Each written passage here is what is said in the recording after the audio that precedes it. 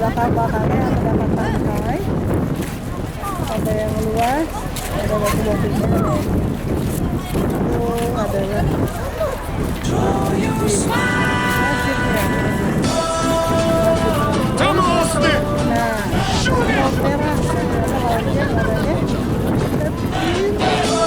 Love up on the case now. Love up on the case now. يا ريتنا لما نشوف بعض نعرف بعض أو لأ، نضحك كده في وش بعض ما نقولش للضحكة لأ. I need some of that, so bring the loving back to my speed. Put a stamp, miss all over that. Put the top back on a drop, Cadillac, summer in a Kingston hot. Have you better rock? Me have the real sugar cane, them a bag of shot. Me no carry one pop, bring a bag of shot. Thomas say him want to, cause your body hot, girl, you beautiful smile, like call me back. We share love and joy and happiness. We share love and joy and happiness. Keep it up, baby, see tomorrow and forget about the sorrow. Keep it up, baby, see tomorrow and forget about the sorrow.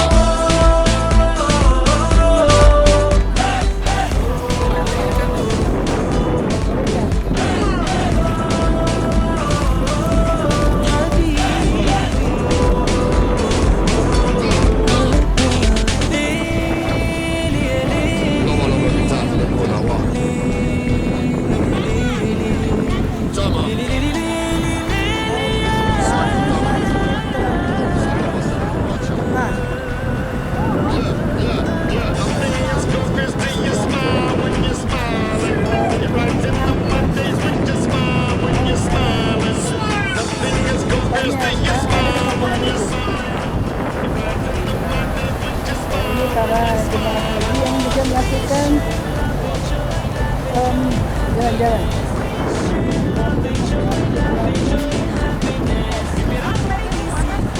Panas sekali.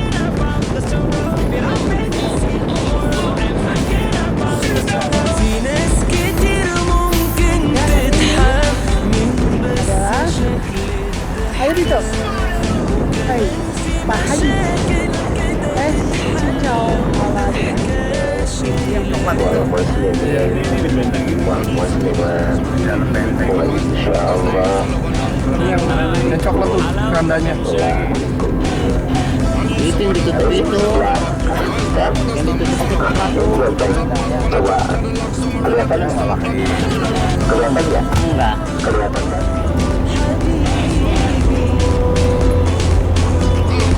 Bapak dan Ibu yang dimuliakan Allah, nanti begitu kita turun di bagus ini, Buya mohon kita ya airnya nggak tahu ya mungkin dari pantai ini dialirkan ke sini, dan ini bukan karena bawahnya batu ya, jadi airnya nggak surut-surut gitu.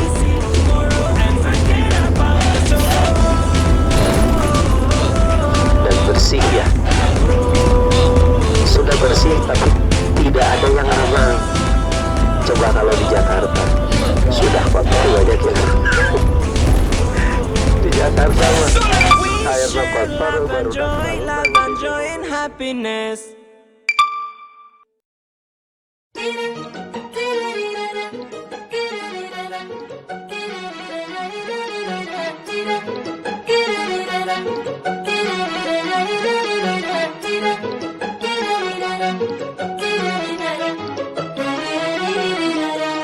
كل يوم يبعد ويسيبني واتمني بحبه بيحسبني هفضل كده سايبه يعذبني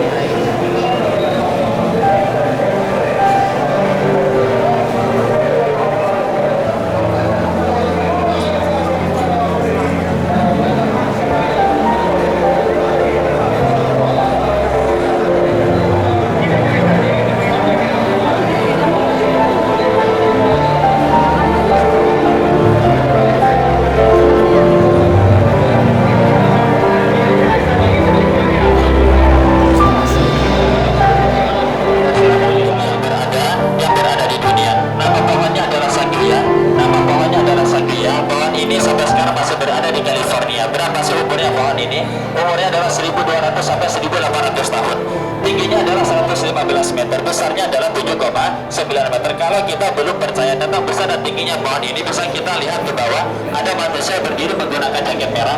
Sudah terlihat Bapak Ibu?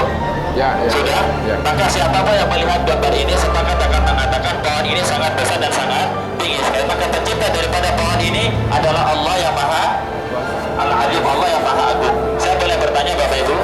Boleh? Kira-kira mana yang lebih mulia, manusianya atau pohonnya di sisi Allah Subhanahu wa Ta'ala?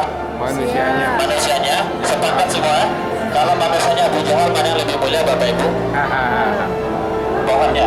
Jawabannya ketika manusia ini beriman, bertauhid, bersujud menyembah kepada Allah Subhanahu wa Ta'ala, maka manusia ini lebih mulia daripada pohonnya. Akan tetapi ketika manusia itu kafir, tidak beriman, tidak bertauhid, bersujud menyembah kepada Allah Subhanahu wa Ta'ala, bisa kita katakan pohon ini lebih mulia. Karena apa? Karena Allah Subhanahu wa Ta'ala berfirman, "Wan najmu wasyajaru yasjudan." Pada hakikatnya bintang-bintang yang berada di langit, pepohonan yang berada di dunia, semuanya bersujud menyembah kepada Allah Subhanahu wa Ta'ala. Padahal mereka tidak diminta bertanggungjawaban kelak di akhirat. Maka kita selaku manusia yang diminta bertanggungjawaban kelak di akhirat, wajib bagi kita untuk selalu bertasbih, bersujud menyembah kepada Allah Subhanahu wa Ta'ala. Di depan kita ini bisa kita lihat salah satu makhluk Allah terbesar yang berada di lautan. Dikatakan ikan ini adalah ikan paus biru. Bahkan dikatakan juga ikan ini ketika membuka mulutnya, 100 orang bisa duduk dan bisa nongkrong di depan mulutnya. Ada apa nongkrong gratis Bapak Ibu?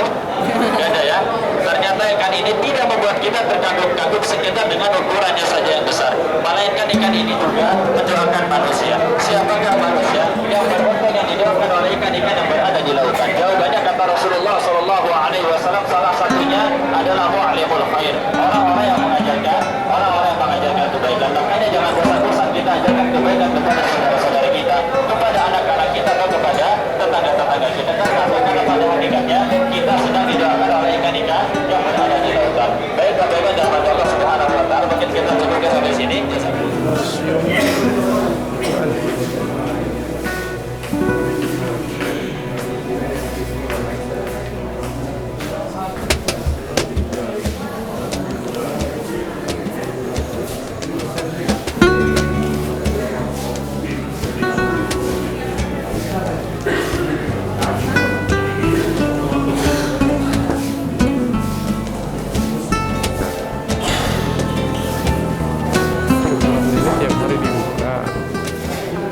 Pagi jam 9 sampai jam 2, kalau sore pada asar sampai jam 9 malam.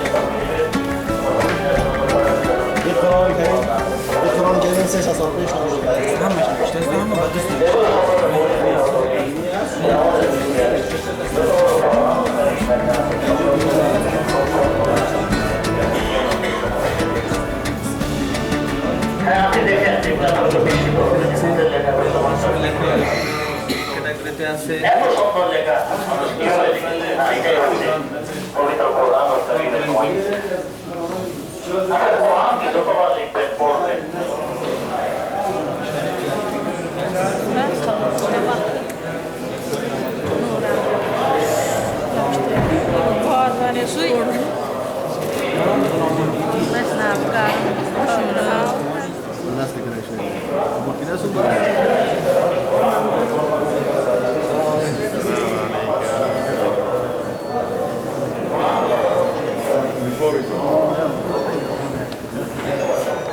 Rasul Qudus kita kata.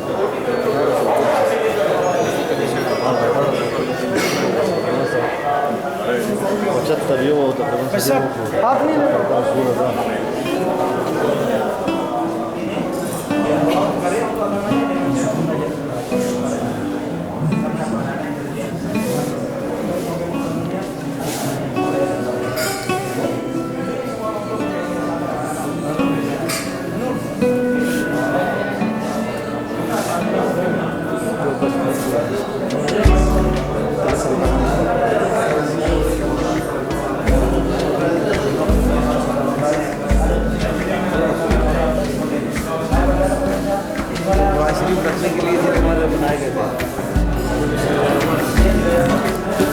Quran ditulis dengan emas. Ini pada zaman Abdullah bin Muhammad 710 Hijriah.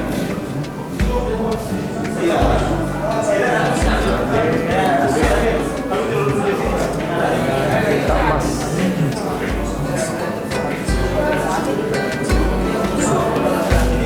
Ruangan ini semuanya tulisan Al-Quran yang di atas ini semuanya tulisan tangan manusia. Salah satunya ini.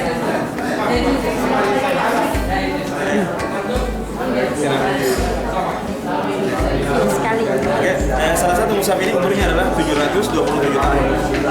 Keunikan dari mushaf ini yang dimana tinta-tinta ayat itu tintanya dari bahan, bahannya dari emas, bahannya dari emas asli. Umurnya adalah 727 tahun. Mungkin jangan bertanya kenapa mushafnya kecil? Karena 700 tahun yang lalu, yang dimana satu juz dari Al-Quran itu mulai ditulis dalam satu mushaf. Jadi ada sebanyak 20, ada 30 buku atau 30 mushaf yang dimana semuanya per juz. Kemudian ini juga mushaf yang sederhana. Ini dimana dari segi tinta emasnya, atasnya diberi hiasan emas. Atasnya yang diberi hiasan emas, barulah ditulis ayat di atasnya. Kalau jemaah ingin melihat bagaimana tulisan Al-Quran yang ditulis di masa Rasulullah SAW atau di masa sahabat, ini tulisan ayatnya. Yang dimana tulisan ayatnya ditulis di masa Rasulullah SAW, belum ada titik dan belum ada baris. Seperti ayat di sini. Ini adalah salah satu ayat dari Al-Quran yang ditulis pada tahun 25 Masehi, ayat 25 Hijriah, atau kurang lebih 1415 tahun yang lalu. Itu ditulis di masa Utsman bin Affan tanpa titik dan tanpa baris. Sedangkan titik-titik yang dimasukkan dia di dalam ayat ini bukan titik huruf. Titik huruf maksudnya kalau kof atau ta kan ada dua titik di atas. Sedangkan titik ini sebagai titik harapannya. Satu titik bagian bawah itu artinya kasar. Satu titik bagian kiri itu artinya lemah. Satu titik bagian atas itu artinya fathah. Ya. Jemaah bisa bayangkan bahwa kesulitan orang-orang dulu dalam membaca Al-Quran. Sekarang ini Masya Allah sudah gampang. Dengan dalam mushaf, dalam HP itu juga sudah ada aplikasi Al-Quran. Sekarang adalah tidak ada lagi ujian bagi kita untuk tidak membaca Al-Quran. Para sahabat dulu mengeluh tidak membaca Al-Quran karena apa? Mereka disibukkan dengan peperangan. Makanya Khalid bin Walid ketika pulang dari peperangan, ketika melihat Al-Quran, beliau mengatakan bahwa kami disibukkan dengan peperangan jihad sehingga tidak lagi membaca Al-Quran. Sekarang apa yang kita disebutkan oleh diri kita sekarang? Kalau membaca Al-Quran misalnya mungkin tidak ada mushaf. HP yang begitu canggih bisa menggunakan aplikasi lainnya. Jadi sekarang tidak ada lagi ujian pada Al-Quran tidak. Jadi bersamalah baca Al-Quran minimal ada 3 ayat per hari. Dan ada jamaah yang ingin baca silakan. Ada jamaah yang ingin baca ujung. Kalau ini ya. Atau minimal kira-kira belum ada. Ya, kaf satu orang. Ada pasti dari? Atau semuanya sepakat huruf kaf? Kaf. Oke, kita semua sepakat huruf kaf dan saya sendiri ingin huruf dal. Oh, dal. Ya, huruf dal. Bacanya dong, saya bacakan ya. Buni, dari, beriba. Dua, dari, ya seperti ini. Asana, Rasulullah,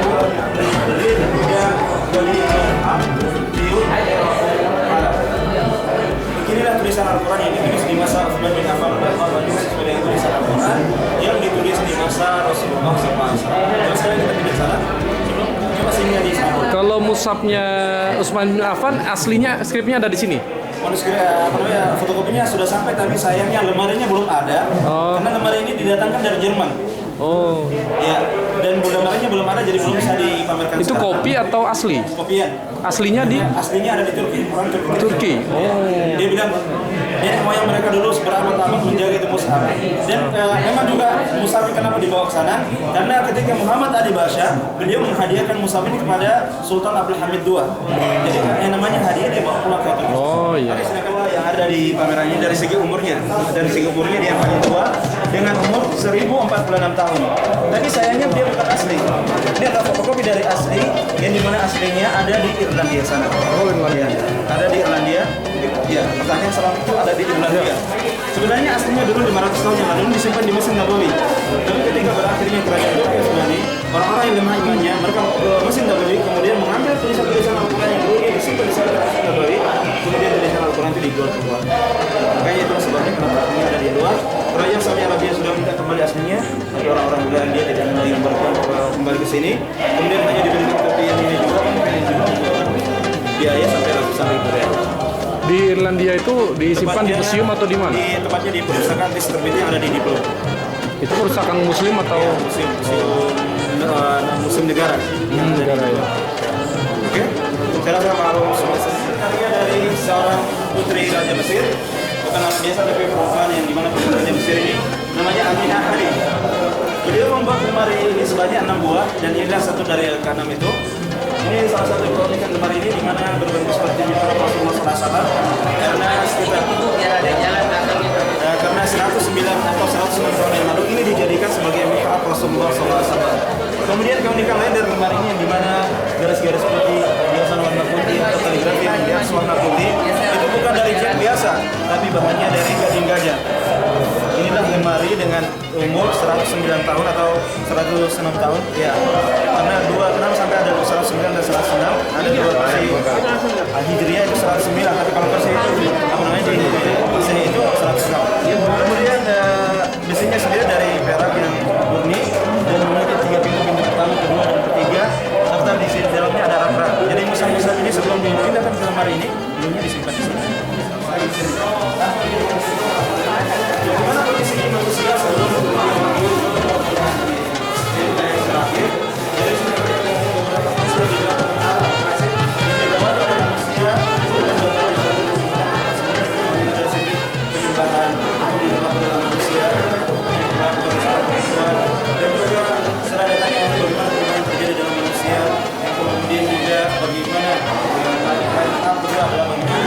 pembangunan Mesir Nabawi ketika Presiden Indonesia sekarang juga dibangun di masa Rasulullah SAW. Ya mas, kita ada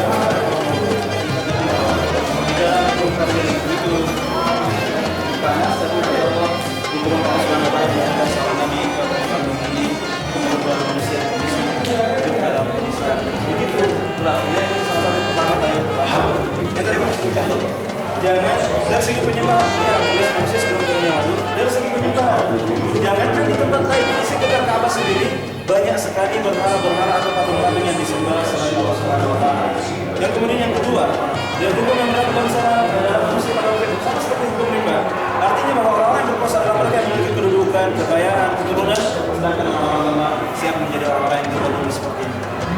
Kemudian hukum berlaku bagi seorang perempuan pada waktu itu sama seperti hukum barang yang bisa dijual beli kemana-mana sesuai dengan keinginan. Inilah gambaran singkat dari kondisi manusia sebelum berhubungan. Kemudian yang kedua adalah berbuah hira. Sila pertama kali berbuah kepada Nabi kita Muhammad SAW bagaimana berbuah. Jadi dalam manusia selalu nyawa. Yang tadinya sebelum nyawa manusia menyembah manusia, manusia menyembah berhala, manusia menggodai manusia lain, kemudian kedudukan manusia, kemudian di mata manusia lain tapi kemudian kekayaan keturunan. Tapi setelah datangnya agama Islam, setelah turunnya wahyu kepada Nabi kita Muhammad SAW, perubahan pertama adalah mengembalikan manusia kepada posisi awal, yaitu menyembah kepada Allah Subhanahu wa Ta'ala. Tujuan awalnya sebagaimana Allah Subhanahu wa Ta'ala katakan dan manusia wa ma khalaqtul jinna wal insa illa menyembah kepada dia untuk menyembah kepada Allah Subhanahu wa Ta'ala. Inilah manusia menyembah kepada ciptaan Allah tapi berhala dihancurkan kemudian disuruh menyembah kepada Allah Subhanahu wa Ta'ala. Inilah yang kedua, data yang kedua ini adalah bangunan Mesir Nabawi. Mesir yang betul wajah yang dia masukkan yang saksikan. Bagaimana ketika dibangun di masa Rasulullah SAW, dindingannya dari batu campur tanah liat, kemudian tiangnya mungkin dari batang purna, menutup ke atas atap-atapnya dari batang purna, melambaikan ini dalam kondisi yang sederhana. Tapi masya Allah, Islam ini bisa berkembang sebelum dunia. Karena orang-orang yang dulu sama Rasulullah SAW atau para sahabat mereka mendahulukan agamanya daripada kehidupan dunianya sehingga mereka dimuliakan oleh Allah Subhanahu wa Ta'ala. Kemudian agama Islam ini mulai tersebar luas ketika Rasulullah SAW berada di Madinah dan inilah kondisi Masjid Nabawi di 2008. Awalnya hanya sederhana, tapi sampai hari ini berjuta-juta manusia dari berbagai pelosok dunia datang ke Masjid Nabawi. Tidak itu kulit hitam, kulit putih, Arab atau selain Arab, semuanya bersatu di satu tempat. Makkah dan Madinah sholat di tempat ini agar bisa mendapat pahala bagi orang sholat di dalamnya. Jadi pesan dari kami ini ada satu: selama masih ada kesempatan di kota Madinah, gunakan kesempatan ini dengan sebaik mungkin untuk perbanyak berdoa, mendekatkan diri kepada Allah Subhanahu wa Ta'ala dengan memperbanyak amal saleh, sholat pada waktunya, mudah-mudahan kehidupan dunia dan kehidupan akhirat dunia, anak-anak yang soleh dan solehah di kehidupan dunia. Nah, kehidupan orang kedua orang tua yang dapat membina anak-anaknya di atas Al-Quran, maka di kehidupan dunia ini mendapat anak-anak yang soleh dan solehah. Sedangkan di dalam surga nanti kata Rasulullah SAW bahwa Allah Subhanahu wa Ta'ala akan memuliakan kedua orang tua yang bisa melahirkan anak-anak yang bisa menghafal Al-Quran dengan memakaikan mahkota, yang dimana mahkota ini sama seperti cahaya matahari, dan dipakaikanlah pakaian pada keduanya, pakaian terbuat dari kain sutra. Inilah kemuliaan bagi kedua orang tua, baik di kehidupan dunia atau dalam surga, yang bisa melahirkan anak-anak yang bisa menghafal Al-Quran. Sedangkan anak-anak yang menghafal, orang yang menghafal Al-Quran sendiri, Rasulullah SAW katakan bahwa di dalam surga nanti Al-Quran akan meminta kepada Allah Subhanahu wa Ta'ala beberapa permintaan, yang dimana semua permintaan dari Al-Quran ini dikabulkan oleh Allah Subhanahu wa Ta'ala. Permintaan pertama dari Al-Quran kepada Allah Subhanahu wa Ta'ala ketika seorang hamba di dalam surga, Al-Quran meminta kepada Allah Subhanahu wa Ta'ala yang hamba yang menghafal Al-Quran itu diridhoi oleh Allah Subhanahu wa Ta'ala dalam surga. Maka dengan permintaan dari Al-Quran, Allah Subhanahu wa Ta'ala menerima tersebut. Kemudian di permintaan terakhir dari Al-Quran, Al-Quran meminta kepada Allah Subhanahu wa Ta'ala agar kedudukan atau derajat hamba yang menghafal Al-Quran itu dalam surga, Allah Subhanahu wa Ta'ala meninggikan kedudukan hamba tersebut. Maka dengan permintaan Al-Quran, Allah Subhanahu wa Ta'ala meninggikan derajat. Inilah kemuliaan bagi kedua orang tua dan juga sekaligus bagi orang-orang yang bisa menghafal Al-Quran. Jadi gunakanlah kesempatan yang di kehidupan dunia, kesempatan yang singkat di kehidupan dunia ini untuk memotivasi atau mengajarkan Al-Quran kepada anak-anaknya agar bisa mendapat kebahagiaan di kehidupan dunia ini serta kemuliaan dalam surga nanti. Itulah pesan diri dan silakan kita ke depan.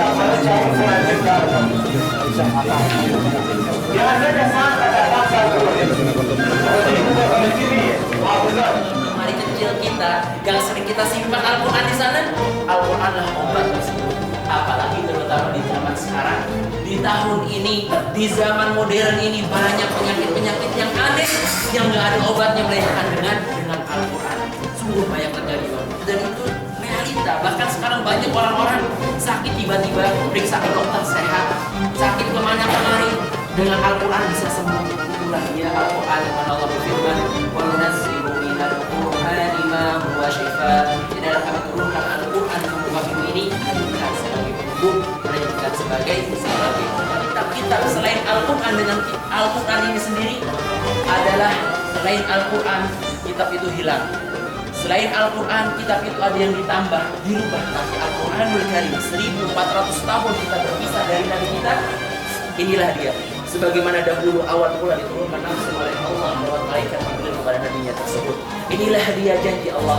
Allah berfirman, "Inna nahnu nazzalna dzikra wa inna lahu lahafizun." Kata Allah, kami akan menurunkan Al-Quran dan kami akan menjaganya. Bapak Ibu, ini merupakan Al-Quran tertua. Ya, saya katakan Al-Quran tertua di museum kami yang umurnya hampir 1000 tahun, dituliskan juga di atas kulit rusa oleh Ali bin Muhammad, seorang keturunan Maroko. Sebelah sini juga Bapak Ibu ada penulis bernama Hafidz Utsman Barduri. Beliau telah menuliskan 106 Al-Quran dengan tangan beliau. Semuanya lengkap dari Al-Fatihah sampai Anas. Kalau kita mereview di zaman sekarang, Syekh Utsman Toha orang Madinah butuh 2 tahun Bapak untuk menulis satu Al-Quran. Di bawah AC yang dingin, lampu mereka terang, pena mereka indah, itu butuh 2 tahun. Tapi 300 tahun yang lalu, 200 tahun yang lalu tidak ada AC, lampu pakai obor, pena harus celupkan dulu ke tinta. Mereka kuat untuk menuliskan 106 Al-Quran. Ada yang tahu biasanya Al-Quran berapa halaman yang ada di masjid itu? Ada berapa halaman kira-kira Al-Quran? 600-an. Tapi di sini cuma ada 60 halaman saja. Lapisan emas. Yang mana emas, kalau kita tahu dari zaman dahulu emas sangat berharga sekali. Tapi mereka meskipun sangat mahal emas, berharganya emas, tapi mereka jadikan bahan buat menuliskan asli emas. Asli emas. Usianya berapa? Usianya macam-macam. Ada yang usia 19 tahun, ada juga ini 305 tahun yang lalu. Silakan Bapak Haji, kita lanjut dulu. Kita lanjutkan. Tidak ada yang dituliskan di atas kulit rusa. Ini juga tidak kalah menarik yang dituliskan dari atas kulit yang ada. Yang mana bahasa Arab itu dari bahan sami, yang mana katanya bahasa ini seperti bahan pelepah pohon itu, pelepah kulit kayu seperti itu kurang lebih bahan ini dituliskan Al-Quran tersebut. Bapak Ibu yang dirahmati Allah, ini Al-Quran yang menulisnya satu orang. Yang menulisnya satu orang, bukan orang Arab boleh yang telah menuliskannya, orang India. Ulama India yang telah menuliskan Al-Quran ini, yang mana umurnya hampir kurang lebih 200 tahun. Umurnya hampir 200 tahun yang lalu. Ini beratnya Bapak Ibu 154 kg, bahkan panjangnya ini mencapai 143 cm. Lebar dari sini sampai sini kurang lebih 80 cm.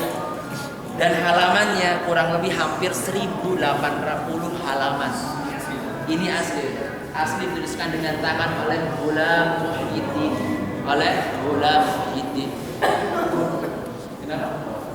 Perawatannya subhanallah kami cuma hanya sebelumnya ada di Maktabah Malik Abdul Aziz. Cuma sekarang tatkala dibuka museum ini kita bawa ke sini dan disimpan seperti ini. Kotak-kotak itu kita mempunyai suhu udara tersendiri sehingga kita perlu dikasih namanya air radiator untuk agar memenuhi cuaca yang ada di dalam radiator ini. Kita lanjut silakan berikutnya. Subhanallah, lihat sebelah sini.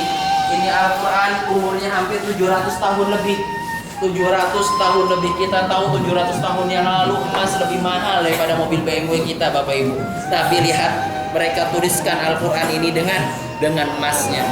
Belah sini juga Bapak Ibu perhatikan lafaz Allah di Al-Quran ini, kalimat Allah di Al-Quran ini, setiap kalimat Allah di Al-Quran ini dengan emasnya pula. Bahkan kalau kita bisa buka lembaran pertama dan terakhir, semua lembaran tersebut dengan emasnya. Ibu Bapak pernah lihat Al-Quran gundul? Pernah? Yang tanpa harokat, tanpa titik. Sebelah sini kita punya juga. Ini kita diajak untuk menggambarkan sejenak gimana perjuangan orang-orang terdahulu. Mari silakan sebelah sini. Ini gimana awal mula dahulu kurang lebih 4 kala dimulai tulisan mereka menulis seperti ini. Yang mana menulisnya tanpa harokat, yang mana mereka tulisnya tanpa titik, angka nomor pun tidak ada, baris-garis pun tidak ada. Sangat langka sekali. Kenapa? Karena orang-orang dahulu awal mula mereka hanya menghafal. Tetapi tatkala Islam mulai berkembang, tatkala Islam sudah mencapai negeri Eropa, Asia dan yang lain-lainnya, tatkala orang sudah tidak banyak yang mengenal bahasa Arab, mulailah dari para sahabat, para tabi'in dahulu menginginkan agar Al-Quran mulai ditulis. Tatkala awal mula ditulis, mereka tulis tanpa harokat dan juga tanpa titiknya. Ini tulisan ini menggunakan font kufi, yang mana yang mirip seperti titik ini. Ini bukan titik yang Ini Al-Quran ini ditulis dengan tinta Allah. mereka gunakan di bawah katanya kasrah, di atas bukan ada fathah, di depan huruf bukan ada romah. Inilah dia di antara ayat dari surat Al-Fatihah.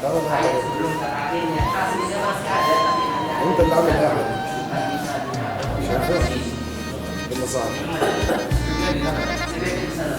ini bacakan Allah berfirman,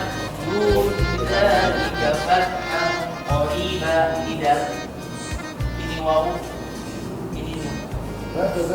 Lihat tulisnya. Fathan dia sama titik. Tapi juga ini disebut buatan seperti buat hak. Oriban, ini roh lihat tidak. Ya, tanpa titik. Ba juga tanpa titik, tidak ada yang tanpa titik, tidak ada kalau nomor 2 ada titiknya fathah. Alladzi alladzi ini alif seperti ini dahulu.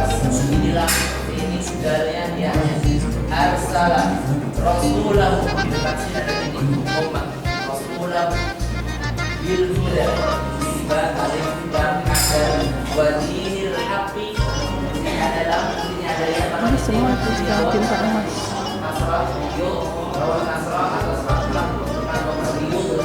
Semua ditulis dengan tinta.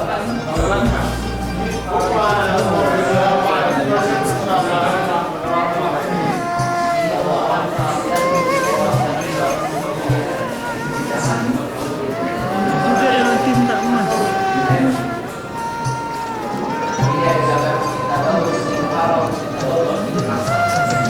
Semua ada tinta emas. tukang kayu yang buat, bukan lelaki juga yang buatnya, melainkan seorang wanita, Amirah Aminah, yang nama lengkapnya Aminah Hanif, yang beliaulah putri Raja Mesir pada zaman tersebut, yang beliau buat yang lemari ini untuk beliau hadiahkan buat Masjid Nabawi. Ini ibu bapak bukan lemari sembarangan, perhatikan lapisan putih-putih ini. Ini terbuat dari gading gajah, gadingnya gajah. Ini tiang-tiangnya bapak ibu, tiang-tiangnya terbuat dari perak. Ini dihadiahkan untuk Masjid Nabawi di tahun 1910. Sedangkan kita udah di 2016, hampir 106 tahun yang lalu sudah ada di Masjid Nabawi. Ibu bapak, subhanallah, ternyata orang-orang yang berjuang untuk menjaga Al-Quran itu sangat luar biasa banyak. Tapi sayang, orang-orang hebat itu nama mereka redup, bahkan tidak dikenal di dunia ini. Tapi semuanya meskipun mereka tidak dikenal, tujuan mereka satu, mengharapkan ridho Allah, mengharapkan surganya Allah, bahkan mereka mengharapkan menjadi keluarganya Allah Subhanahu wa ta'ala. Silakan kita lanjut Bapak Ibu, silakan. Kita ingin berusaha kepunahan, maka orang-orang yang jauh dari Al-Quran mereka tidak akan balas.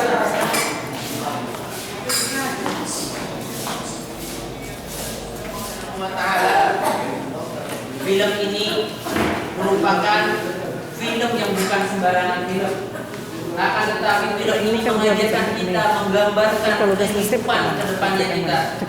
Apakah kehidupan itu merupakan kehidupan yang cocok dan layak bagi kita ataukah tidak?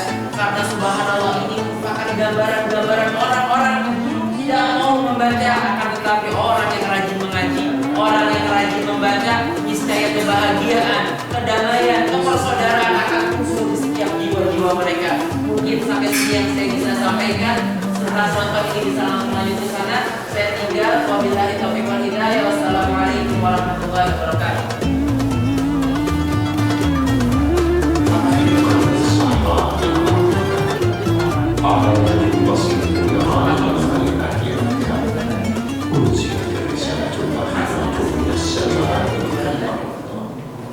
فتغير معها مجرى التاريخ إلى يوم القيامة تغير شمل الزمان والمكان والإنسان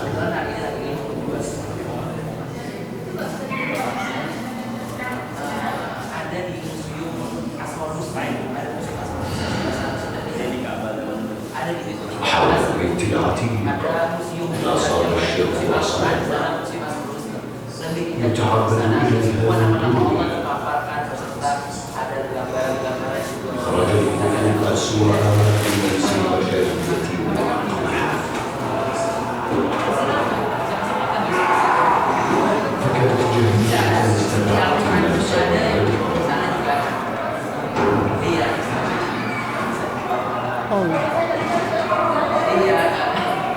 حتى أكتب أولا وعلى الأرض.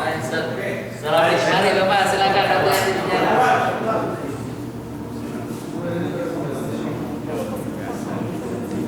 في أحضان الجبل أنزل النور وأذن من شمس القرآن بأن تشرق على العالمين لتمحو آثار الجاهلية الأولى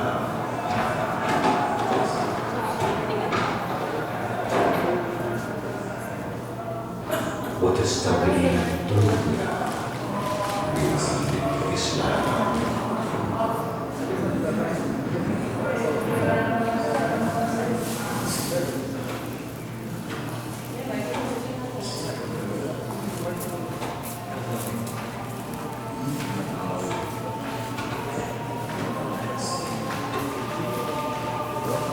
Bikin Ka'bah. بالقرآن ارتفع بنيان الحضارة المقدسة وبه هدمت وبه هدي الناس إلى الصراط المستقيم.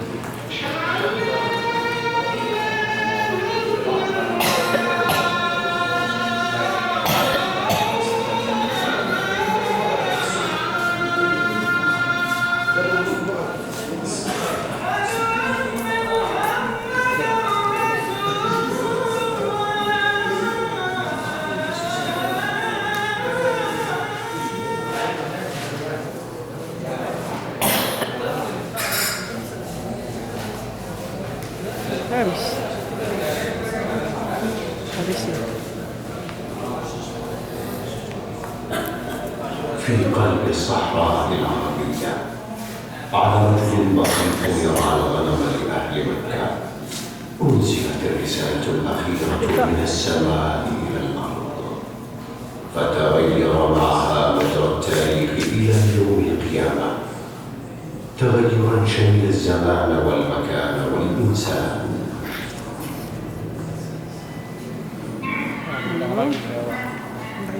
Kalau di percetakan ini kalau di sini harganya 100, kalau di sana cuma 20.000. Masalahnya percetakan lokal sekarang ditutup, ada perbaikan. Nah ini harganya 1.500, 1.000 hampir 2.000 real. Karena ini emas, ininya emas semua nih. Ini buat mahar biasanya. Dibaca, kalau nggak dibaca dosa. Ini emas semua. Aja ini seperti ini. Sepeda aja.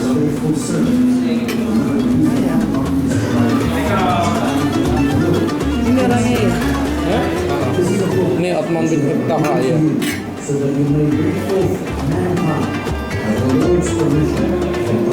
Ini yang nulis sekarang ya. Kirian.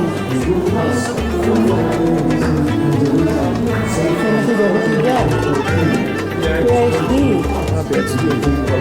Speech Hamid Mohammedi, Hashim Al-Baghari, Muhammad Badawi.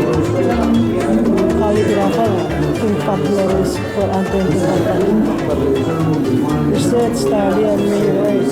What can use to the well-known reading. Research.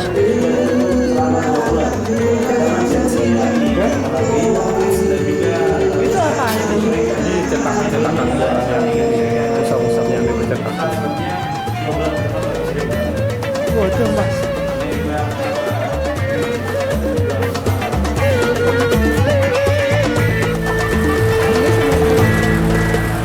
Ini di Masjid Kubah.